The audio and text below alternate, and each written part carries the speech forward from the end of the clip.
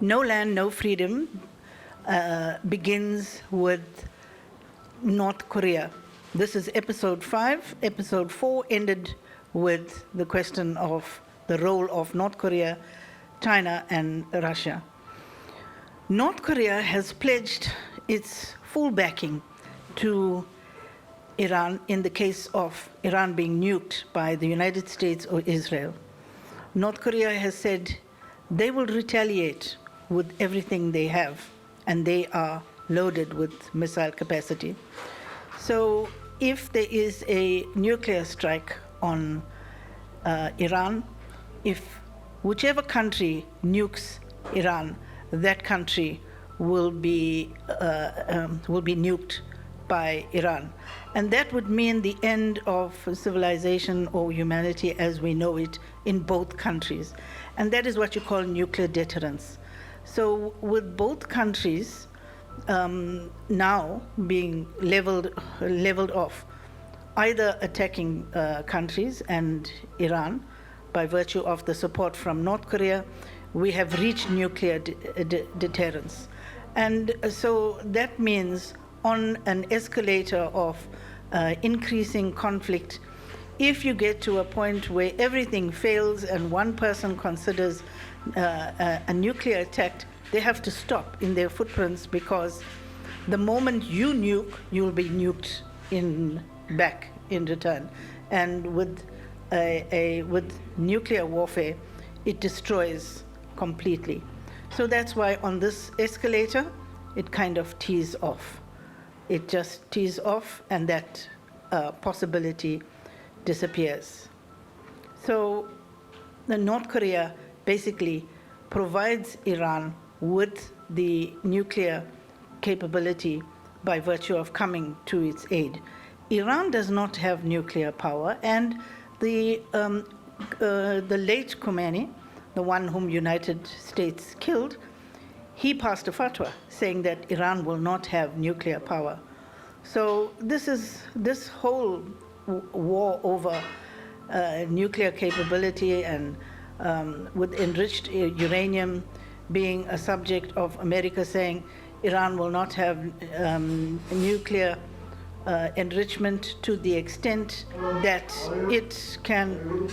So this question of enriched uranium, where the United States says Iran must not have nuclear capabilities, is quite academic, because in the first place, Iran doesn't want a nuclear weapon.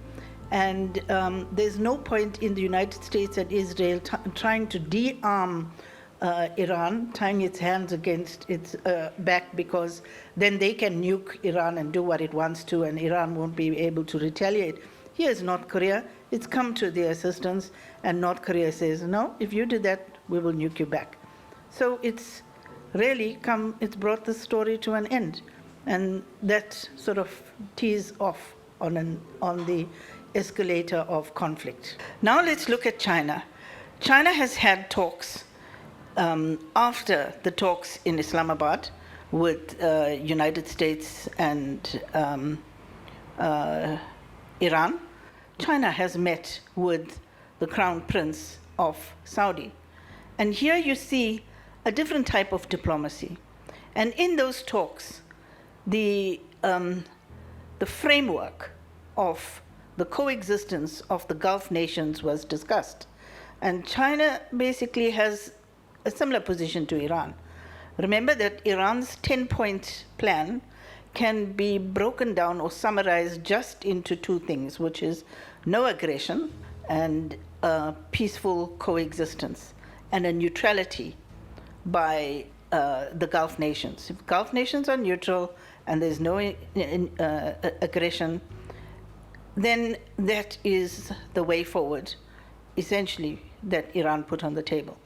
So Xi Jinping has discussions with Crown Prince of Saudi Arabia, and this is what they discuss: a new type of relationship, one of cooperation, mutual cooperation, recognition of sovereignty of all Gulf nations. Recognition of sovereignty may seem small, but it is now huge. a sovereign nation is a sovereign nation. You cannot just fly over that sovereign nation and with your B-52s and carpet bomb the place, or land on the soil of another country and attack its people. You cannot kill the president. You cannot kill the people of that country, and neither can you kill children, as in the case of United States and Israel.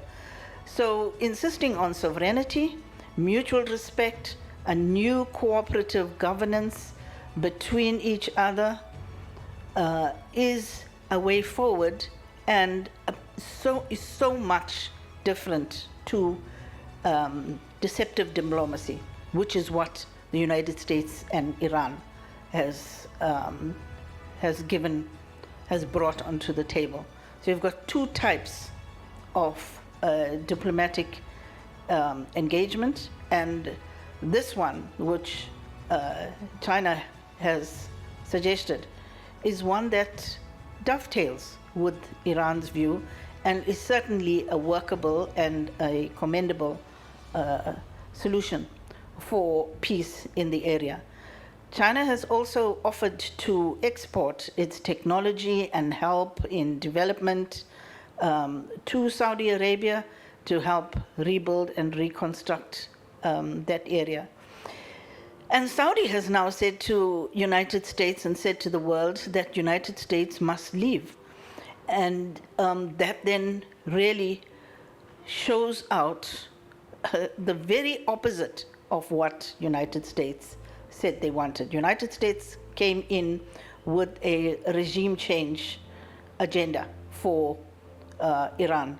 Instead, what is happening is the regimes have changed now in the Gulf countries, with the United States being ousted out.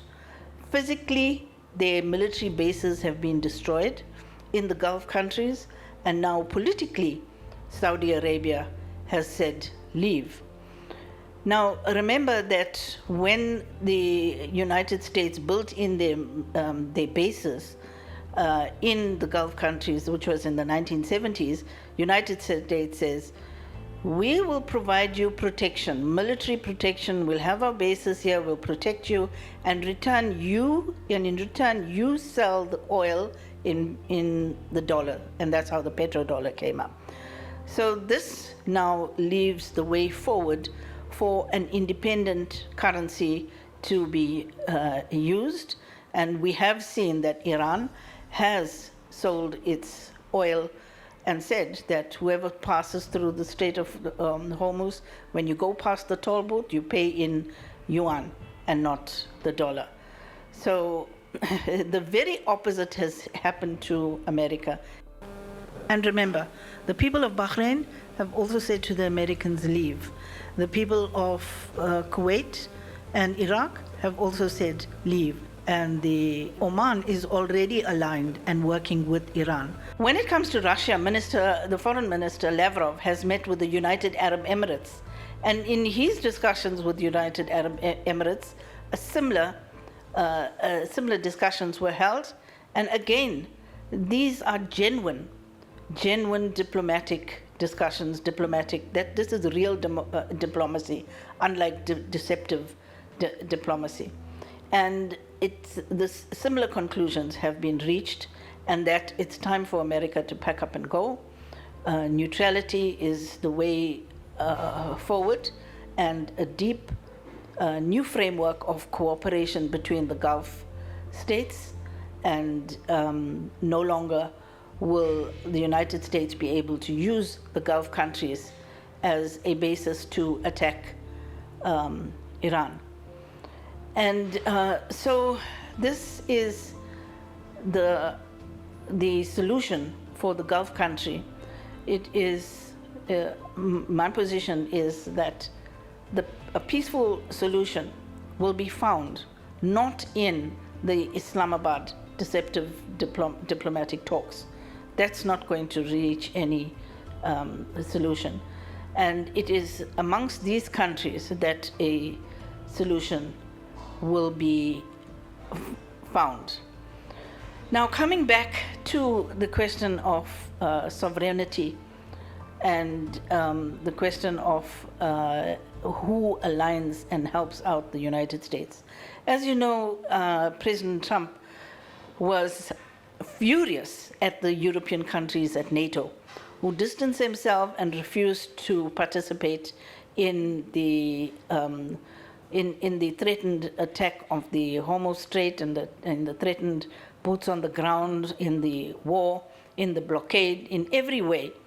The other countries, his ex sort of friends in the European Union, distanced themselves, and so did NATO. NATO actually closed its office in the United States and moved over to Europe. So this is as a consequence of extreme violation of international law.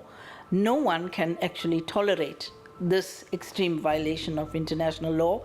It is not allowed to go to your neighbor and say, your neighbor, I'm going to kill you, and I'm actually coming to wipe the head of the house out, and I'm doing this all because maybe you are breeding Rottweiler dogs, and that will be a danger to me. So, and that's essentially what America and Israel has done.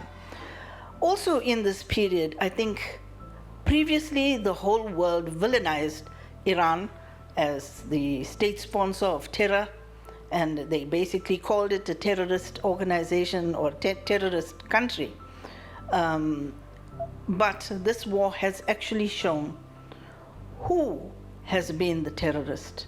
The terrorist tactics and the murderous tactics and the criminal acts of the United States and Israel have basically singled them out, and they are now isolated.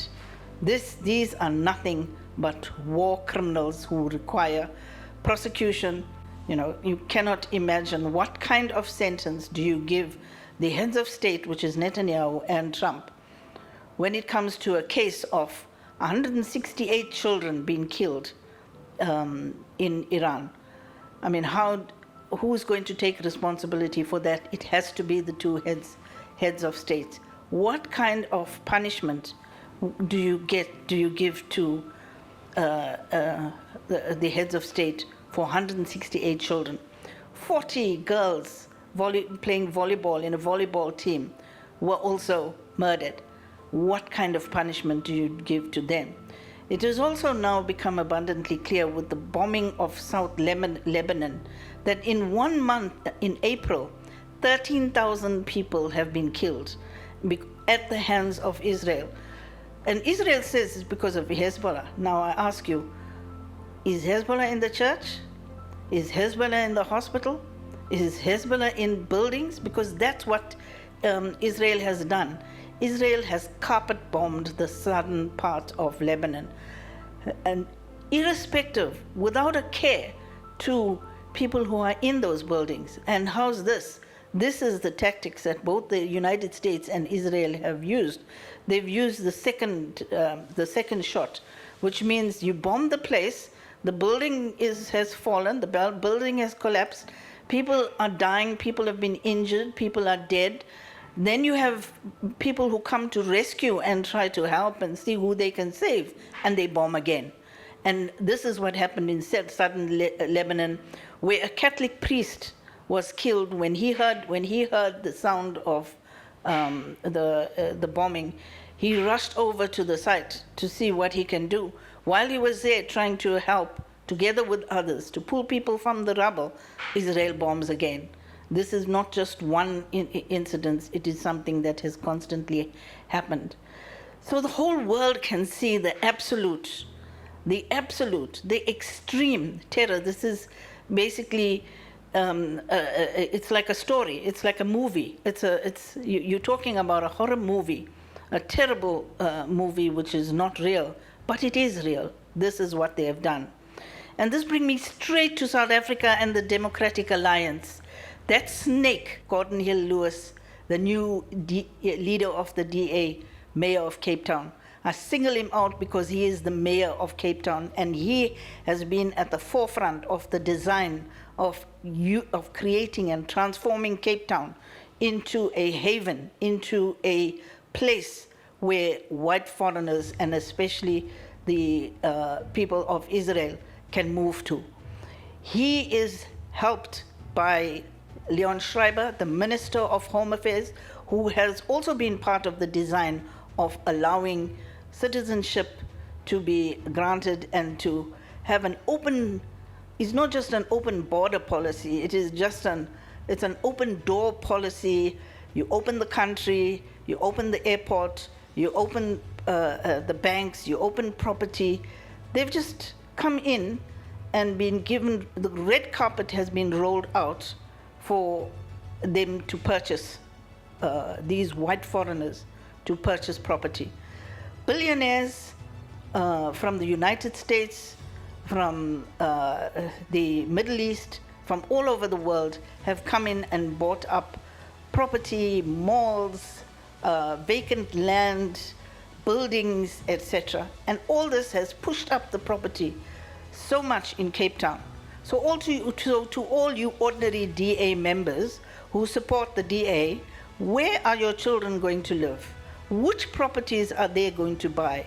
Because right now, you need to earn a salary of 60 to 70,000 to qualify for a bond to purchase a small 2-bedroom unit in any suburb of Cape Town. And that is kind of a low price. Usually it would have to be more. They've pushed up the property market so high that the only places for your children to buy property will be in places like Mitchell's Plain, Grassy Park, and other areas. And even property in those areas will also go up. So it is time for the members of DA to realize exactly what is going on in their party. These two snakes are handled by the mother of all snakes, which is Helen Zille. Helen Zille has been the one who continually upholds the policy of siding with Israel. The entire world knows that Israel is to be isolated and you cannot have anything to do. It is now politically incorrect to side with Israel. But no, she doesn't know that. The DA doesn't know that, and neither does Cyril Ramaphosa. He is chosen to join that nest of snakes. They don't know that. In Europe, the countries in Europe have refused to allow the airspace, has refused to allow the air bases. They have refused to join the United States in with boots on the ground or with the blockade. They haven't done it. They've kept away. But here in South Africa, we have opened our borders and allowed the US Marines to come to Muizenberg Beach and conduct some kind of exercise. Darren Camphor calls it Taibo. He says the US Marines were doing Taibo on the Muizenberg Beach. This is such a disgrace to South Africa. I don't have any other words to describe it. It is a violation of decency, it's a violation of morality, it is a violation of everything at a time when children are being killed, at a time when in 1 month where 13,000 people have been killed by the USA proxy Israel in Lebanon, at a time where the count of people who have been killed in the West Bank and Gaza has reached 75,000 people. At a time like this, South Africa sees absolutely no reason not to allow the United States Marines to come in. And at this time, Helen Zille has declared the policy of the DA. We will only deal with local issues. When a pastor confronted her about the war crimes of Israel and the DA's alignment to Israel, instead of acknowledging and saying, yes, we need to go and revisit our policy on Israel, we now see the war crimes that have been committed. No, this is what she says. Now, while I speak about this that has happened in the Western Cape, You know, the typical modus operandi of the globalists and the neocons is to focus you in one area where they keep your eyes away from the main crime of the day. What they did is open the borders here in KZN, Gauteng, in the Northwest Province, in the rest of the country. The very nature of a sovereign country is to have very strict rules of entry into a sovereign country, a sovereign home, a sovereign anything that is sovereign.